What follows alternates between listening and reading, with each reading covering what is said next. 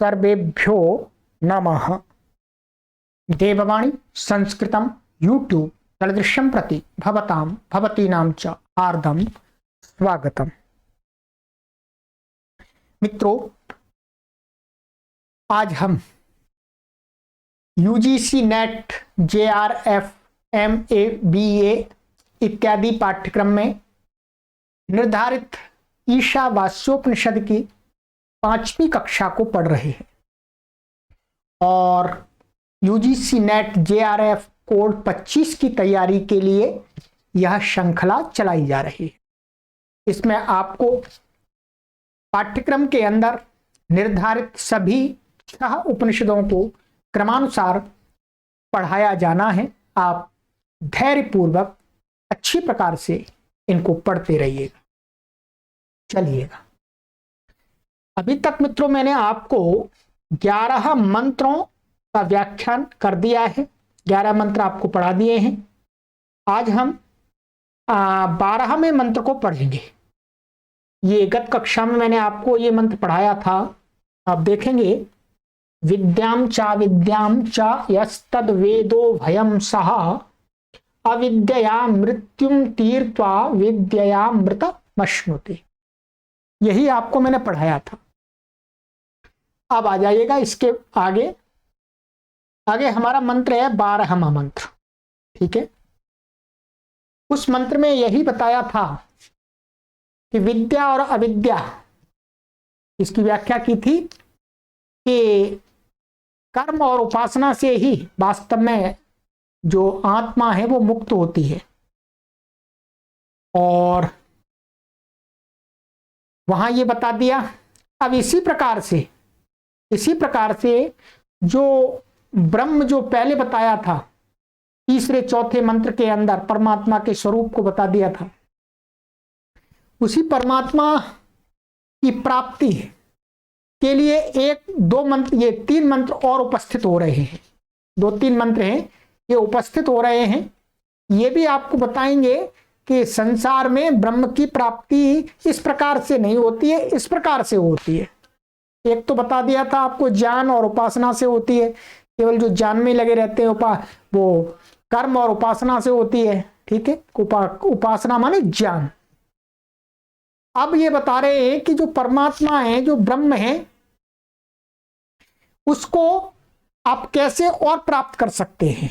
ठीक है, उसी के ये बता रहे हैं कि कुछ लोग संसार में जो ये प्रकृति है, प्रकृति जिसको अव्यक्त बोलते हैं, उस अव्यक्त का जो कार्य रूप है, माने स्थूल भूतों की पूजा करते रहते हैं।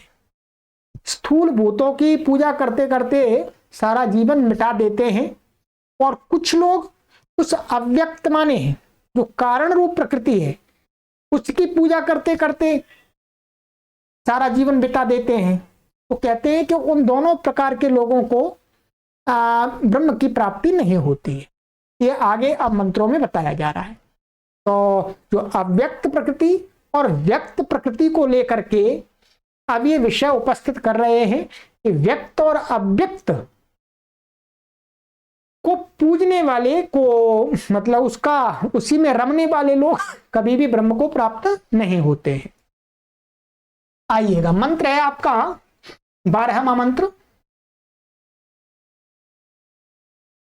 देखिएगा।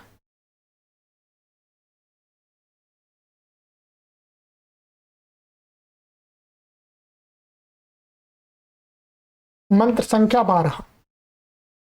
अंधन्तमः प्रविशन्ति ये संभूतिमुपासते ततो भूय इव ते तमो या उ संभूत्यामृताः। अन्वय देखिएगा।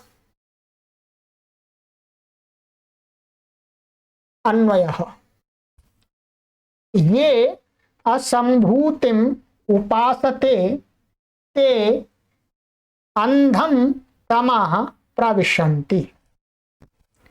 ये उ संभूत्याम रताः ते ततः भूय एव तमः प्रविशन्ति। वो पहले जैसी बात है। कहते हैं कि ये माने जो लोग संसार में जो लोग हैं, मनुष्य हैं, असंभूतिम उपासते। कैसे कहते? असंभूतिम। असंभूतिम का अर्थ है यहां पर अव्यक्त प्रकृति। ध्यान दीजिएगा, क्या है? अव्यक्त प्रकृति। जो अव्यक्त प्रकृति का अर्थ हुआ जो व्यक्त नहीं है, व्यक्त रूप में नहीं है, उस प्रकृति रूप को बता रहे हैं कि उसकी उपासते माने जो उपासना करते हैं अर्थात उसी को उसी में लगे रहते हैं।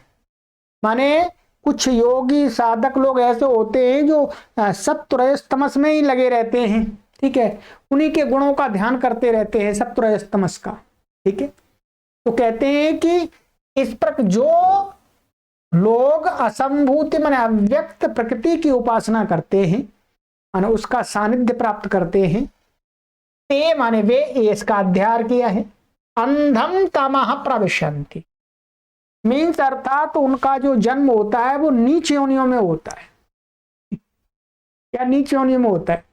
मतलब उनको मुक्ति नहीं मिलती है। यही है नीच योनि का, यही है यहाँ पर कि वो इसी मनुष्य में या जो योनियां हैं प्राणियों की उन्हीं में भटकते रहते हैं, ठीक है। कौन? अव्यक्त प्रकृति की उपासना करने वाले लोग। और कहते हैं तमा प्रविशन्ति, ये ओ संभूत्यामृता। और जो लोग, संभूत्याम का अर्थ है कि व्यक्त प्रकृति में, क्या है? व्यक्त प्रकृति में जो रत रहते हैं, ठीक है, माने व्यक्त प्रकृति में जो रत रहते हैं उनको वो लोग क्या है? वो रता माने वे लोग ततो ततः भूय माने इनसे भी ज्यादा तमः प्रविशन्ति माने और नीचे योनि को प्राप्त करते हैं। इनका कहना है कि जो ये दृश्य मूर्ति आदि की पूजा में लगे रहते हैं जो लोग, ठीक है, माने जड़ जो पदार्थ हैं, जो पंचभूत हैं, जो दृश्य हैं, व्यक्त हैं, उनकी पूजा में जो लगे रहते हैं, वृक्ष आदि की पूजा में लगे रहते हैं, नदियों की पूजा करते रहते हैं, अग्नि की पूजा करते रहते हैं, ठीक है, और नदी पहाड़ों की पूजा करते रहते हैं, कोई आकृति बना करके उसकी पूजा करते रहते हैं। तो कहते हैं कि वो लोग तो उससे उनसे भी ज्यादा क्या है? नीच योनि को प्राप्त होते हैं। अंधन तमा माने अंधकार माने युक्त योनियों को प्राप्त होते हैं, अर्थात उनका जन्म और ज्यादा खराब हो जाता है, ठीक है, उनका जन्म और ज्यादा खराब हो जाता है। इनका कहना ये है, ठीक है, ध्यान दीजिए, मैं तो नहीं कह रहा इस बात को, यही कह रहे हैं अपनी तरफ से, ठीक है।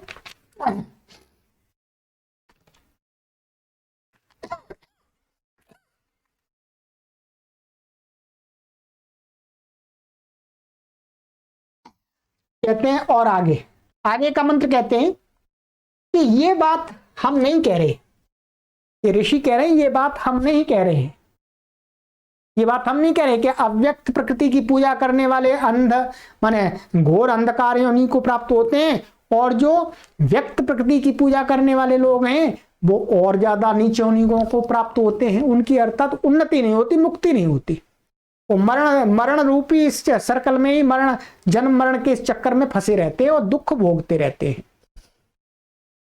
कहते हैं ये बात हम नहीं कह रहे हैं, ये बात तो कौन कह रहे हैं? ये आगे वाला मंत्र बता रहा है। ऋषि कहते हैं कि 13वां मंत्र, अन्य देवाहु संभवात अन्यदाहुर संभवात इति सुष्मधीराणाम ये नस्तद विचचक्षिरे। बहुत अच्छा उत्तर दिया, पहले दिया था ऐसे उत्तर। अन्वय देखिएगा पहले, अन्वय विद्वांसः, इसका हमने अध्ययन किया है, संभवात अन्यत एव आहुः, असंभवात अन्यत आहुः, इति धीराणाम वचनानि शुश्रूमा ये नः तत् विचचक्षिरे। ठीक है, बहुत सुंदर कहा।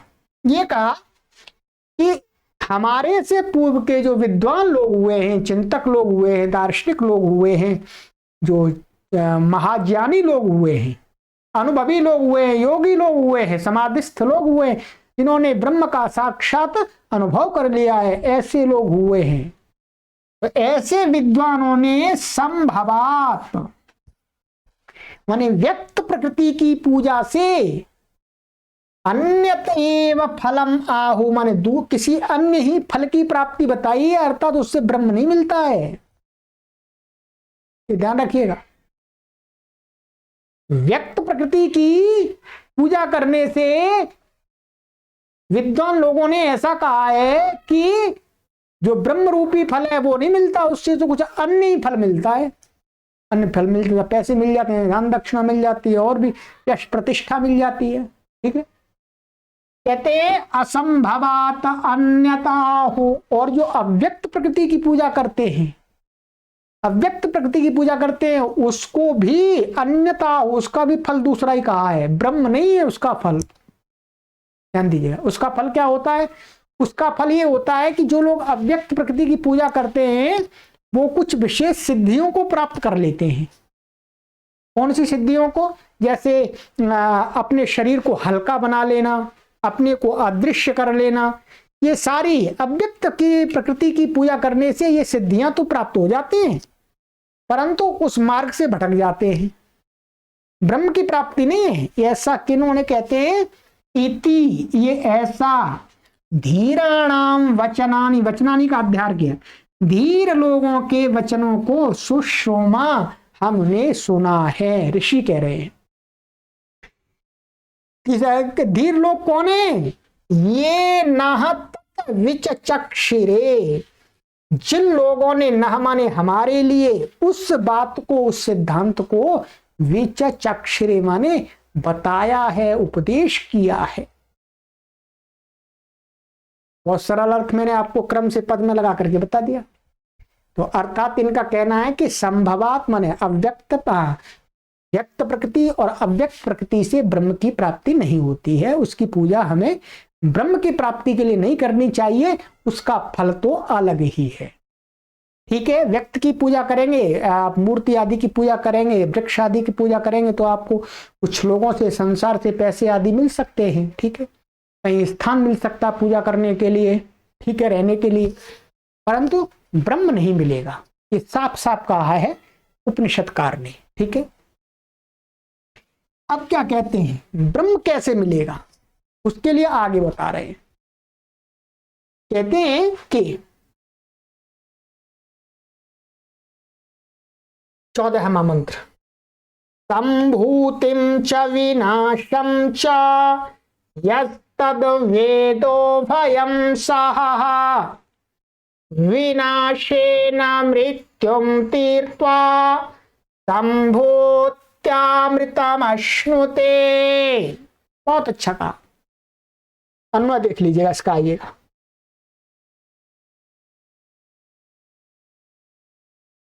कहते हैं अन्वय, यह माने जो, यह तत् भयम संभूतिम विनाशम च वेद सह विनाशेन मृत्युम तीर्त्वा संभूत्या अमृतम अश्नुते, अश्नुते। ठीक है, ये कहते हैं कि जो परमा ब्रह्म है, ब्रह्म कैसे मिलता है इस मंत्र में बता दिया।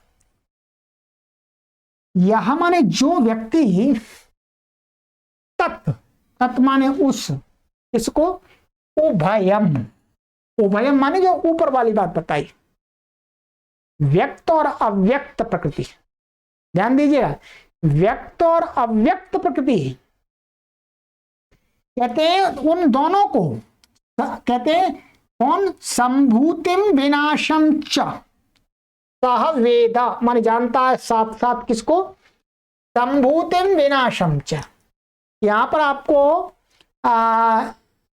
आदिगुरु शंकराचार्य महाराज जी ने भी ये बात कही है कि यहां पर ये जो संभूतिम लिखा हुआ है और यहां विनाशम लिखा हुआ है, ध्यान दीजिएगा, विनाशम से तो यहां पर व्यक्त प्रकृति ली गई है, माने कार्य जगत, क्योंकि उसका विनाश हो जाता है। और संभूतिम, यहां संभूति शब्द का, वो पहले वाला संभूति शब्द का जो अर्थ था वो नहीं है, क्योंकि पहले वाले मंत्रों में संभूति से अर्थ लिया जा रहा था व्यक्त प्रकृति, परंतु यहां पर व्यक्त प्रकृति का अर्थ जो लिया है वो विनाश शब्द से लिया है, विनाश पड़ा हुआ है। तो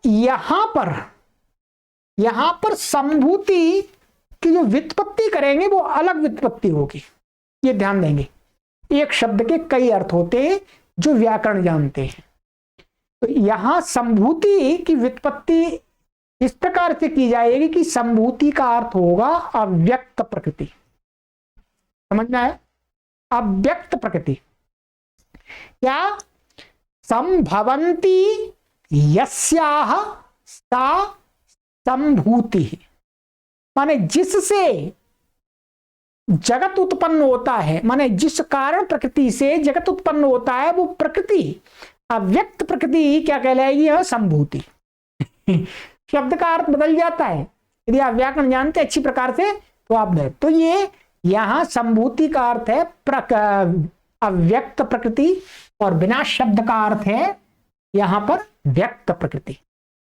कहते हैं कि जो व्यक्ति, जो योगी, जो विचारक, जो चिंतक, जो समाधिस्थ व्यक्ति, दार्शनिक व्यक्ति, ईश्वर उपासक व्यक्ति, कहते हैं संभूति माने अव्यक्त प्रकृति को और विनाश को, माने व्यक्त प्रकृति को, दोनों को साथ साथ जानता है। ध्यान दीजिएगा, क्या कहा है, जानता है।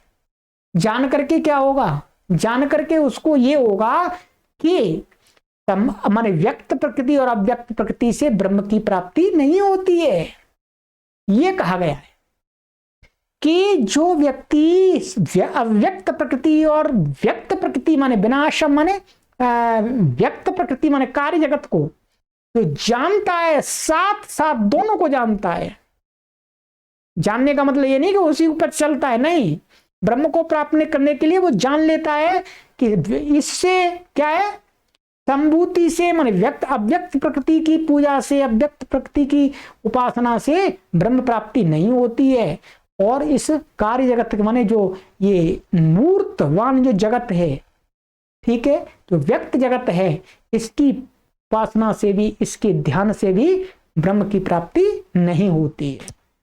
इन दोनों बातों को साथ साथ जान लेता है, फिर वो क्या करता है, कहते हैं कि विनाशेन मृत्युम तीर्थवा, फिर वो क्या करता है, इस व्यक्त प्रकृति का जो उपयोग है वो इस शरीर के लिए और इस आत्मोन्नति के लिए कैसे करता है कि उस शरीर को इतना ठीक प्रकार से रखता है कि इस शरीर को स्वस्थ करने के लिए, माने दुख ना हो, शरीर को कष्ट ना हो, उसके लिए उस प्रकृति का, इसका कार्य जगत का उपयोग करता है। वही कहा विनाशेन मृत्युम तीर्थवा।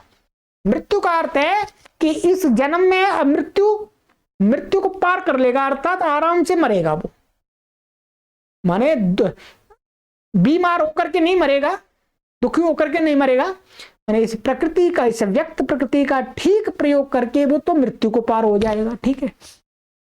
और संभूत्या अमृतम अश्नुते, और जो कार्य, जो कारण, जो प्रकृति है, कारण प्रकृति में आ जाएगा इसमें अव्यक्त प्रकृति। अव्यक्त प्रकृति के अंदर आपका बुद्धि भी आ जाएगी, ठीक है। वैसे तो अव्यक्त नाम तो उसका है, जो सत्व रजस तमस की साम्य अवस्था वो प्रकृति है, ठीक है, वो अव्यक्त है।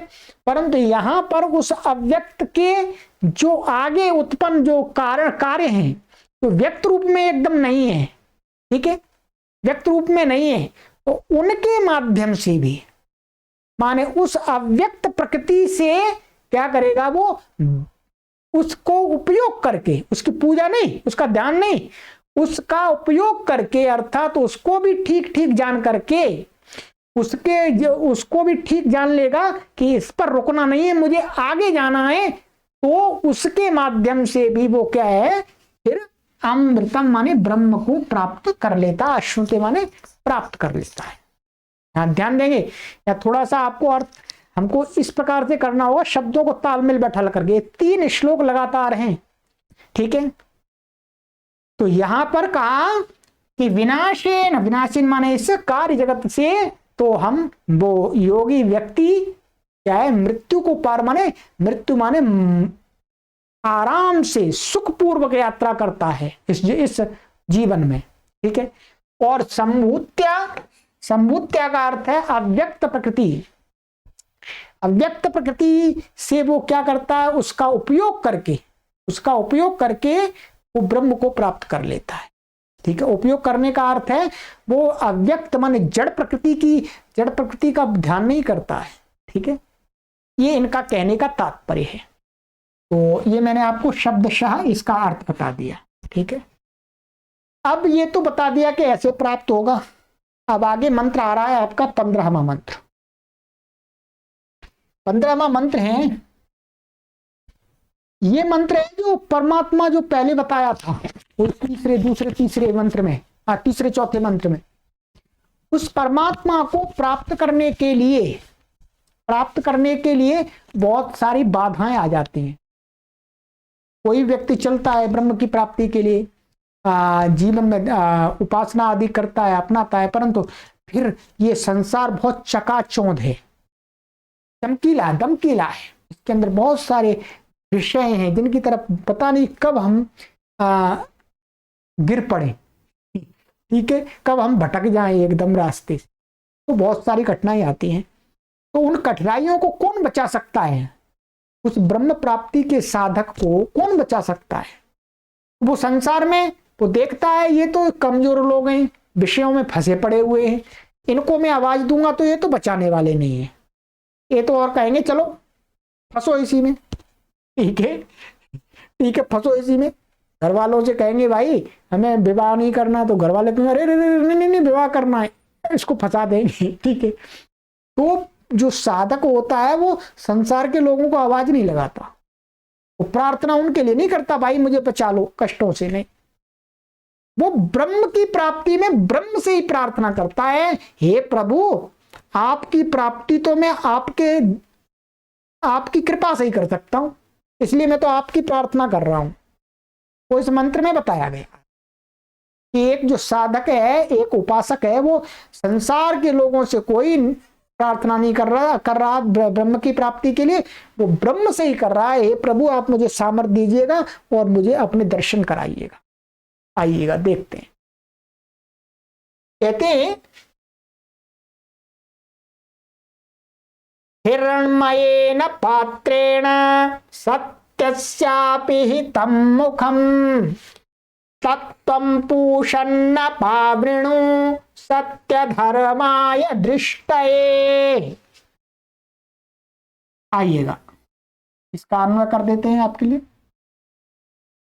अन्वय सत्यस्य मुखम हिरण्मयेन पात्रेण अपिहितम अस्ति, इसका अध्यार कर लिया, हे इसका भी अध्यार कर लिया, संबोधन का है। पूषण सत्य धर्माय दृष्टये त्वं तत् अपावृणु, और सरल अर्थ है। कहते हैं कि परमात्मा से साधक कह रहा है, ये प्रभु, हे ब्रह्मा जी महाराज जी, सत्यस्य मुखम हिरण्मयेन पात्रेण पिहितम अस्ति। सत्य का अर्थ है ब्रह्म, हे प्रभु, हे परम परमात्मा परम सत्ता, जो आपका जहां से मैं दर्शन करूं, वो जो मुख है जहां से प्रवेश है, द्वार है, वो क्या है, जो सत्य का, सत्य माने ब्रह्म का, ब्रह्म ही सत्य वास्तव में, बोलते हैं ब्रह्म सत्यम जगत मिथ्या, ठीक है। तो ब्रह्म सत्यम जगत मिथ्या अर्थात जगत मिथ्या माने आनंद की प्राप्ति में जगत का क्या लेना देना खास। जब व्यक्ति लीन हो जाता है तो फिर जगत उसके लिए अलग साइड हो जाता है। बस इतना ही तात्पर्य है। तो कहते हैं कि सत्यस्य मुखम, माने ब्रह्मा का जो ईश्वर है, परमात्मा है, वो ऊपर से क्या है, उसका जो मुख है जहां से एंट्री, एक उपमा दी है। ऐसा नहीं है कि परमात्मा कहीं घड़े के अंदर बंद है और उसके मुख में उसको देखा जाएगा, नहीं, एक उपमा दी है, साधक ने एक प्रार्थना के रूप में लिया है। नहीं तो बहुत सारे लोग कल्पना करने लगते हैं, अच्छा जी यहाँ पर सत्यस्य मुखम, माने परमात्मा है, परमात्मा कहीं अंदर बैठा हुआ है किसी के, तो मुख है उसका वो ढका हुआ है। ऐसा नहीं है, ये एक आलंकारिक भाषा है, ठीक है। तो कहते हैं सत्यस्य मुखम हिरणमयेन पात्रेण अपिहितम अस्ति, माने हिरणमयेन माने चमक दमक पात्र, सोना, हिरणमय माने सोना चमक दमक होता है, वैसे ही कहते हैं कि इस संसार की चकाचौंध, संसार की चकाचौंध के द्वारा संसार के अंदर भिन्न भिन्न प्रकार के रमणीय भोगों के द्वारा, माने भोगों में ही हम लिपटे रहते हैं। उसके कारण से क्या है, उससे ऊपर ऊपर से तो भोग देखते हैं संसार में, ब्रह्म नहीं दिखता।